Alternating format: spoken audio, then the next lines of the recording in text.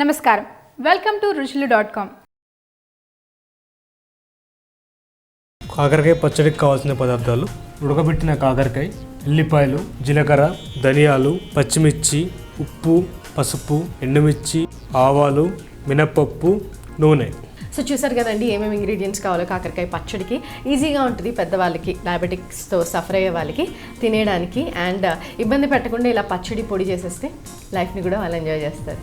బలవంతంగా కాకరకాయ జ్యూస్ ఇవ్వకండి. సో లెట్స్ సీ పికిల్ ఎలా చేస్తారు. సో స్టార్ట్ చేద్దామా షెఫ్? స్టార్ట్ చేద్దాం. సో యాజ్ యూజువల్ ముందుగా స్టవ్ వెలిగించేసుకోవాలి. సో దేంతో మనం ఇది కాకరకాయ పచ్చడి తినొచ్చు? బ్రేక్ఫాస్ట్కి తినొచ్చు, లేదా రైస్తో, లేదంటే నైట్ రోటీస్తో పాటు ఎలాగైనా మీరు తినొచ్చు దీన్ని. ఓకే, సో అన్నిటికీ బాగుంటుంది కాంబినేషన్. బ్రేక్ఫాస్ట్లో ఇడ్లీ దోశతో ఆర్ చపాతీతో, ఈవెన్ రైస్తో. వేడివేడి అన్నం, నెయ్యి, పచ్చడి అంటే ఎవరికి నచ్చదు. సో అదే కాకరకాయ పచ్చడి అనమాట. ఇలా పిల్లలు కూడా కాకరకాయ తినడానికి ఇష్టపడరు. ఈ విధంగా అయితే మీరు చేసి పెట్టినట్టయితే పిల్లలు కూడా కాకరకాయ తినడానికి ఇష్టపడతారు. అండ్ కొద్దిగా నెయ్యి వేసి పెట్టినట్టయితే వాళ్ళకి కొద్దిగా చేదనేది కొంత తగ్గుతుంది. సో వాళ్ళు ఆటోమేటిక్గా తినేస్తారు.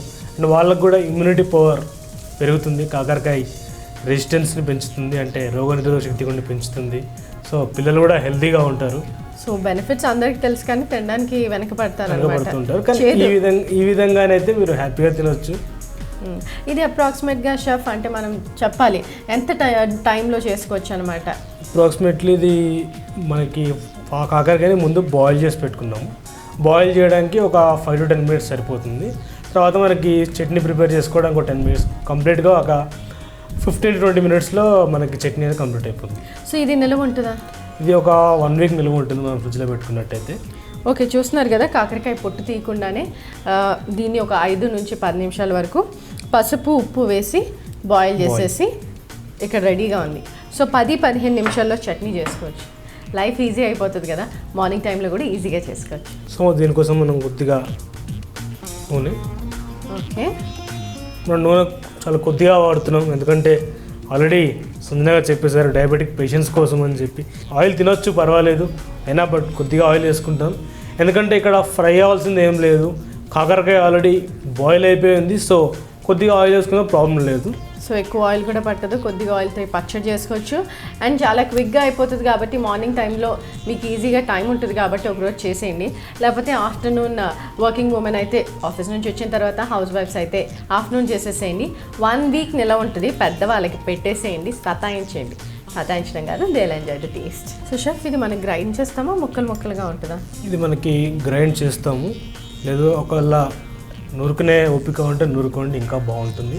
ఎందుకంటే జనరల్గా ఇది నూరుడు పచ్చడి, బట్ ఈ రోజుల్లో మనం ఓపిక లేక మనం మిక్సీలో చేస్తున్నాం. లేదా ఒకవేళ వెట్ గ్రైండర్ ఉంటే అలా కూడా మీరు అందులో చేసుకోండి, చాలా బాగుంటుంది. ఓకే, ప్యాన్ వేడెక్కేసింది. మనం ముందుగా కొద్దిగా మినప్పప్పు వేసుకుంటున్నాం. ఓకే, కొద్దిగా శనగపప్పు. మనకి కొద్దిగా మినప్పప్పు, శనగపప్పు ఇవన్నీ వేయడం వల్ల కొద్దిగా పచ్చడికి చిక్కదనం అనేది వస్తుంది. టేస్ట్ కూడా కొంచెం బాగుంటుంది.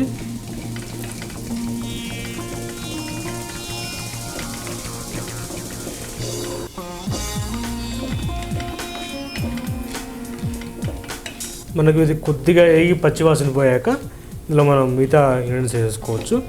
ఇందులో మనం కొద్దిగా ధనియాలు కొద్దిగా ఎక్కువ వేసుకోవచ్చండి. ధనియాలు కొద్దిగా ఎక్కువ వేసుకుంటే కొద్దిగా కాకరకాయ రుచి అనేది తగ్గుతుంది, బట్ కాకరకాయ న్యూట్రిషన్ వల్ల ఎలాగో తగ్గదు. ఎందుకంటే మనం దాన్ని ఎక్కువ కుక్ చేయట్లేదు, ఆల్రెడీ లైట్గా బాయిల్ చేసి పెట్టాం కాబట్టి. మనకి ఇంగ్రీడియంట్స్ కొద్దిగా ఎక్కువ వేసుకుంటే వీటి ఫ్లేవర్ వల్ల ఏంటంటే కొద్దిగా దాని టేస్ట్ని తప్పించుకోవచ్చు అండ్ ఈజీగా తినేయచ్చు. మనకి ధనియాలు కొద్దిగా కుక్ అయిపోయి ఇందులో కొద్దిగా ఒక 2-3 ఎండుమిర్చి అండ్ కొద్దిగా పచ్చిమిర్చి, స్లిట్ చేసిన పచ్చిమిర్చి. చూసారు కదా, చాలా కొద్దిగా ఆయిల్ వేసుకున్నాము, తర్వాత మినపప్పు వేసుకున్నాము, శనగపప్పు వేసుకున్నాము, ఆ తర్వాత ఎండుమిరపకాయలు, కొద్దిగా ధనియాలు వేసుకున్నాము, ఆ తర్వాత స్లిట్ చేసిన పచ్చిమిర్చి వేసాను. ఇవన్నీ అంటే ఇంకొంచెం మనకి ఆ కాకరకాయ తింటున్నాము బలవంతం ఫీలింగ్స్ రావన్నమాట. సో ఇది ఆల్రెడీ లైట్గా బాయిల్ చేసాం కాబట్టి ఇవన్నిటి వల్ల రెండిటిది టేస్ట్ బ్యాలెన్స్ అవుతుంది, ఈజీగా తినేసేయచ్చు. సో కాకరకాయ ఇష్టపడని వాళ్ళు కూడా ఈజీగా తినేసేయచ్చు. ఇందులో కొద్దిగా కరివేపాకు కూడా వేసుకుందాం. మనం ఈ తాలింపు పెట్టాల్సిన అవసరం లేదండి. ఓకే, తాలింపు అవసరం లేదు. సో మనం దానికి తాలింపులో అవసరాన్ని కూడా ముందే ఇందులో వేసేసుకుంటున్నాం. కొద్దిగా ఎక్కువ యాడ్ చేసుకోవచ్చు. మనకు కంప్లీట్గా ఫ్రై మంచి టేస్ట్ అనేది వస్తుంది. నాకైతే కాకరకాయ అసలు ఇష్టం లేదు సార్, కానీ చూడాలి టేస్ట్ ఎలా ఉంటుందో. ఇష్టం లేని వాళ్ళకి తినిపించడం కోసమే తయారు చేస్తున్నానండి. అర్థమైపోయింది. That diabetic special. ఒకటి కాకరకాయ పొడి, సరే ఇంకోటి కాకరకాయ పచ్చడి. దేని నుంచి తప్పించుకోలేకుండా ఉన్నాను నేను అసలు. సో మనకి ఇది అన్ని కొద్దిగా కుక్ అయిపోయాయి మంచిగా. మనం ఇందులో కాకరకాయ వేసేద్దాం.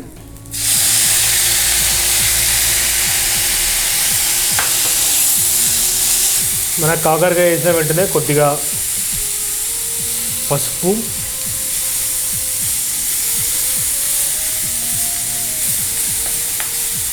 కొద్దిగా నానబెట్టుకున్న చింతపండు అండి.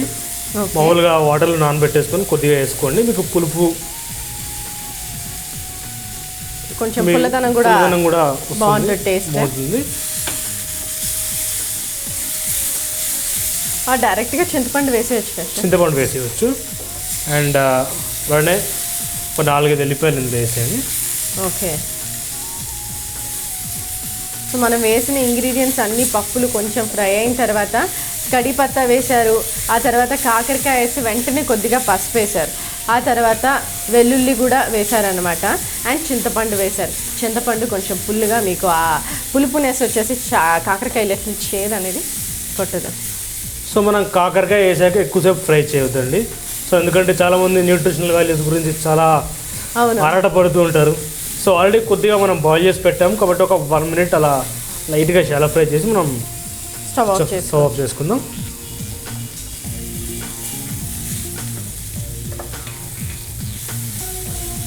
దీన్ని మనం కూల్ చేసుకొని మనం కొద్దిగా కచ్చాపచ్చా గ్రైండ్ చేసుకోవచ్చు. అంటే పెద్దవాళ్ళకి పెట్టాలనుకుంటే మాత్రం కొద్దిగా బరకగా గ్రైండ్ చేయొచ్చు. ఒకవేళ పిల్లలకి పెట్టాలనుకుంటే కొద్దిగా స్మూత్గా గ్రైండ్ చేయండి, ఎందుకంటే వాళ్ళు గుర్తుపట్టకుండా ఉంటుంది. చాలా ఈజీగా చేసుకోవచ్చు. ఉట్టి కాకరకాయ ఉడకబెట్టడానికి టైం పడుతుంది యాక్చువల్గా చెప్పాలంటే. మీకు అంత ఒకవేళ పని ఉంది, మీరు పని చేసుకుంటా అనుకుంటే కాకరకాయని ఒక 2 విజిల్స్ వచ్చే వరకు మీరు ప్రెషర్ కుక్కర్లో పెట్టినట్టయితే సరిపోతుంది. సో మనం ఇది ఆఫ్ చేసుకుందాము. ఇది మనం చల్లార్చుకొని మనం గ్రైండ్ చేసుకోవాలి. సో కాలైతే నూరుకోండి, ఇంకా అద్భుతమైన టేస్ట్ ఉంటుంది. నూరితే అదిరిపోతాయి పచ్చళ్ళు యాక్చువల్గా. సో కానీ ఈ బిజీ లైఫ్లో నూరడానికి టైం ఎక్కడుంది చెప్పండి.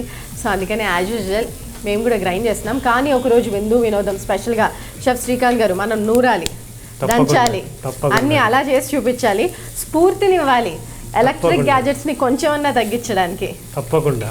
సో షెఫ్ కూడా చాలా ఎనర్జెటిక్గా చెప్తున్నారు. డెఫినెట్గా మీకు ఫ్యూచర్లో అవి చూపిస్తాం.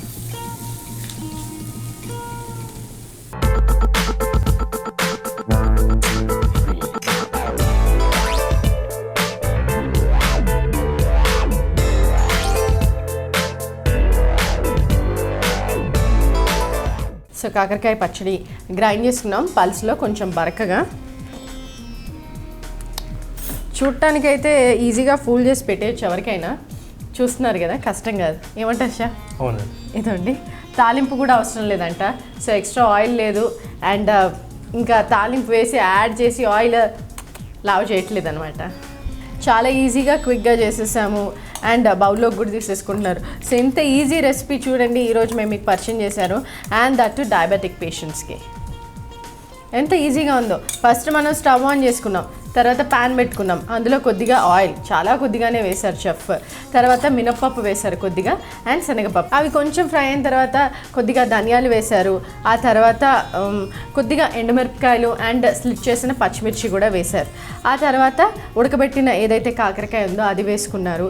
కొద్దిగా పసుపు వేసి కలిపేసి కడిపత్తా వేశారు, చింతపండు వేశారు, అండ్ తగినంత ఉప్పు కూడా వేశారు. చూసారు కదా, అన్నీ చాలా సింపుల్ ఇంగ్రీడియంట్స్. వెల్లుల్లి కూడా వేసేసారు. ఇంత ఈజీగా చేసేసారు. ఫైనల్గా కడిపత్తాతో గార్నిష్. కాకరకాయ పచ్చడి రెడీ అయిపోయిందండి. డయాబెటిక్ పేషెంట్స్కే కాదు, పిల్లలకి కూడా చాలా ఈజీగా మీరు ఫుల్ చేసి పెట్టేయచ్చు. కొద్దిగా నెయ్యి వేసి పెట్టినట్టయితే వాళ్ళు టేస్ట్ కూడా గుర్తుపట్టలేరు.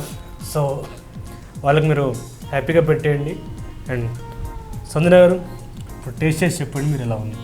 వావ్, చూస్తున్నారు కదా, ఒక 3 కరిపత్తా లీవ్స్ కూడా పెట్టేసి చాలా సూపర్గా కనిపిస్తుంది. కాకరకాయ పచ్చడి. సో మీరు ఇంత ఈజీగా ఇంత క్విక్గా పచ్చడి చేసుకోవచ్చా అని షాక్ అవ్వకండి. మీరు చేసుకోండి, టేస్ట్ని ఎంజాయ్ చేయండి. సో పచ్చడి కాబట్టి చేత్తో ఇలా టేస్ట్ చేస్తే సూపర్గా ఉంటుంది. సో టేస్ట్ చేస్తాను.